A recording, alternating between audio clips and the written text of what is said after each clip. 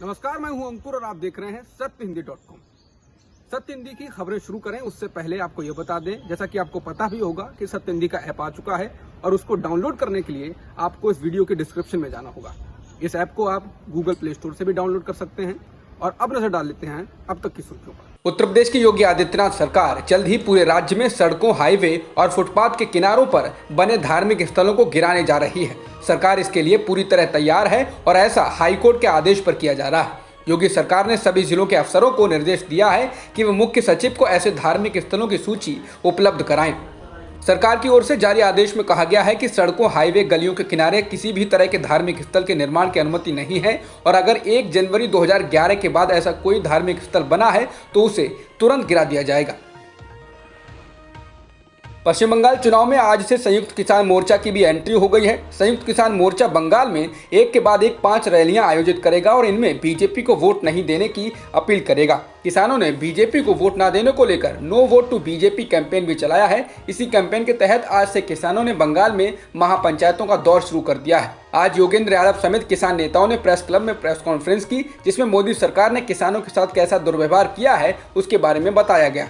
Press conference में किसानों ने कहा कि मौजूदा बीजेपी सरकार ने किसानों के साथ जो किया है उसके बाद उन्हें वोट मांगने का कोई अधिकार नहीं है।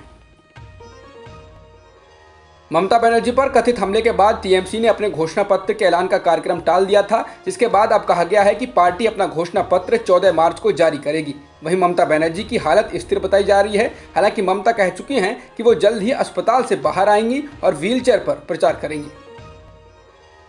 टीएमसी से बीजेपी में आए शुभेंदु अधिकारी ने नंदीग्राम से अपना नामांकन दाखिल कर दिया है। पर्चा दाखिल करने से पहले उन्होंने नंदीग्राम में हवन किया और पदयात्रा निकाली। बता दें, ये सीट बंगाल चुनाव की सबसे चर्चित सीट बन चुकी है। इस सीट से मुख्यमंत्री ममता बनर्जी ने भी नामांकन दाखिल किया है और मंदिर दर्शन के दौरान ही उन पर कथित हमला हुआ था, जिसके बाद राजनीति गर्मा चुकी है। पश्चिम बंगाल विधानसभा चुनाव के लिए आज कांग्रेस ने अपने 30 स्टार प्रचारकों की लिस्ट जारी कर दी है। इस लिस्ट में पार्टी के बड़े नेताओं को जगह दी गई है। हालांकि इसमें G23 के नेताओं को जगह नहीं दी गई है। स्टार प्रचारकों की लिस्ट में पार्टी के अंतरिम अध्यक्ष सोनिया गांधी, राहुल गांधी और प्रियंका गांधी के साथ साथ पूर्व पीएम मनमोहन सिंह का नाम शामिल है। इसके अलावा सचिन पायलट, नवजोत सिंह सिद्धू, अभिजीत मुखर्जी, अशोक गहलोत, कैप्टन अमरिंदर सिंह, भूपेश बघेल जैसे नेताओं का भी नाम शामिल है। बिहार में उपेंद्र कुशवाहा की पार्टी राष्ट्रीय लोक समता पार्टी में फूट पड़ गई है और करीब 3 दर्जन पार्टी पदाधिकारी आज राष्ट्रीय जनता दल यानी आरजेडी में शामिल हो गए हैं, जिसको कुशवाहा की पार्टी का आरजेडी में विलय बताया जा रहा है। आरजेडी नेता तेजस्वी ने ट्वीट कर रालोसपा के विलय की घोषणा की है। उन्होंने अपने आधिकारिक ट्विटर हैंडल से लिखा है कि रालोसपा के संस्थापक सदस्यों, प्रदेश अध्यक्ष, प्रधान महासचिव, प्रदेश प्रकोष्ठों के अध्यक्ष, राष्ट्रीय, प्रांतीय और बिहार इकाई के प्रमुख नेताओं द्वारा राष्ट्रीय अध्यक्ष उपेंद्र कुशवाहा जी को पार्टी से निष्कासित कर रालोसपा का राजद में विलय करने पर सभी का हार्दिक स्वागत और धन्यवाद। भारत सरकार को सौंपी एक रिपोर्ट में कहा गया है कि भारत में नौकरियों के चयन में दलितों के साथ भेदभाव होता है, इसलिए नौकरियों की पूरी भर्ती प्रक्रिया में उम्मीदवारों के नाम ना बताए जाएं। भारत सरकार को ये सुझाव Dalit Indian Chamber of Commerce and Industry के एक शोध विंग ने दिया है। ऐसा इसलिए क्योंकि भारत सरकार के सामाजिक न्याय और आधिकारिता मंत्रालय ने इससे भारतीय समाज में दलितों की स्थिति का मूल्यांकन करने के लिए कहा था।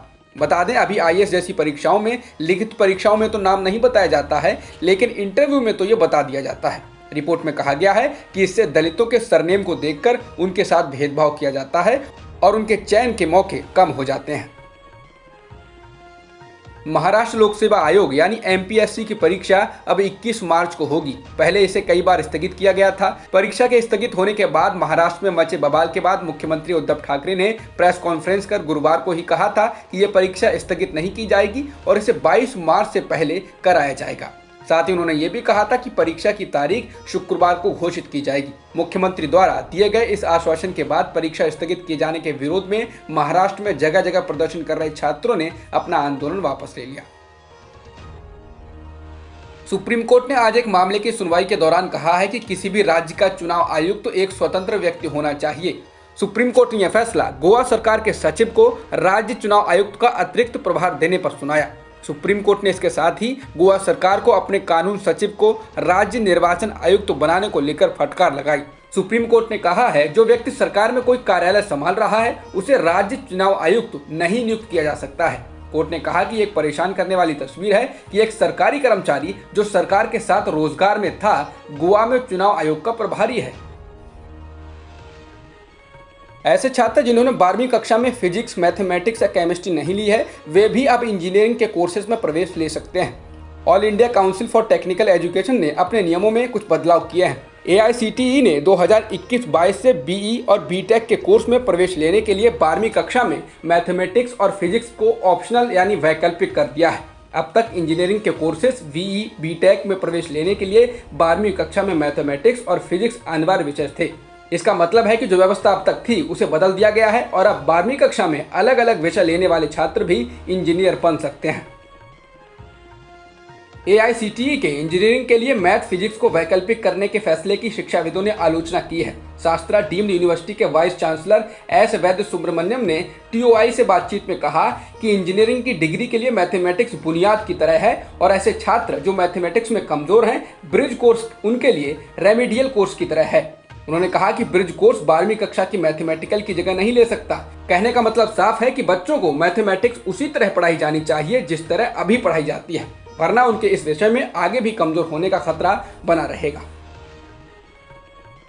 जिस एस्ट्राजेनेका ऑक्सफोर्ड से करार कर serum institute of India corona vaccine बना रहा है, उसी एस्ट्राजेनेका ऑक्सफोर्ड की वैक्सीन पर कई यूरोपीय देशों में तात्कालिक तौर पर रोक लगा दी गई है। ये रोक डेनमार्क, नॉर्वे और आइसलैंड ने गुरुवार को लगाई। ये देश अब इस वैक्सीन की पड़ताल करने के बाद इस पर आगे फैसला लेंगे।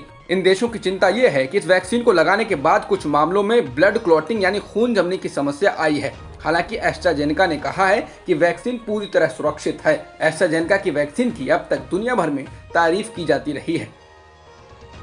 डेनमार्क, नॉर्वे, आइसलैंड में कोविड-19 वैक्सीन एस्ट्राजेनेका पर तात्कालिक रोक के बाद अब थाईलैंड ने भी इस पर रोक लगाई है। ऐसा इस वैक्सीन के लगाने के बाद खून के थक्के जमने की रिपोर्ट के बाद किया गया है। हालांकि अभी थाईलैंड में कोई ऐसा केस नहीं आया है, लेकिन उन्होंने एहतियातन इस पर रोक लगाई है। भारत बायोटेक की कोरोना वैक्सीन कोवैक्सीन अब क्लिनिकल ट्रायल मोड में नहीं रही। Drugs controller general of India यानी DCGI ने गुरुवार को क्लिनिकल ट्रायल मोड का ठप्पा हटा दिया है। यानी कोवैक्सीन को अब सीरम इंस्टीट्यूट ऑफ इंडिया की कोविशील्ड की तरह ही सामान्य रूप से इस्तेमाल किया जा सकता है।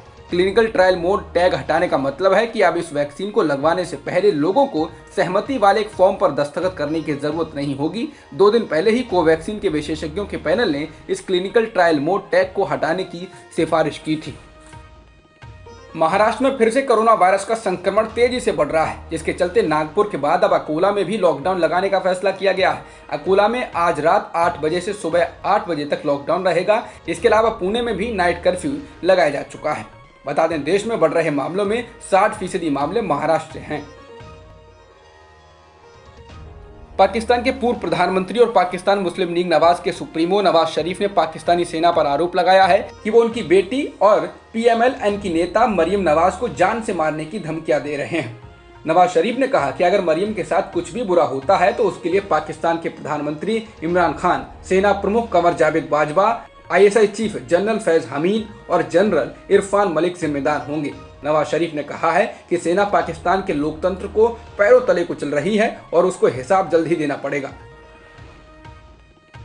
भारतीय महिला क्रिकेटर मिताली राज महिला अंतर्राष्ट्रीय क्रिकेट में 10,000 रन पूरे करने वाली दुनिया की दूसरी और भारत की पहली महिला क्रिकेटर बन गई हैं। उन्होंने यह कारनामा लखनऊ में दक्षिण अफ्रीका के खिलाफ खेले जा रहे तीसरे एकदिवसीय मैच में बनाया है।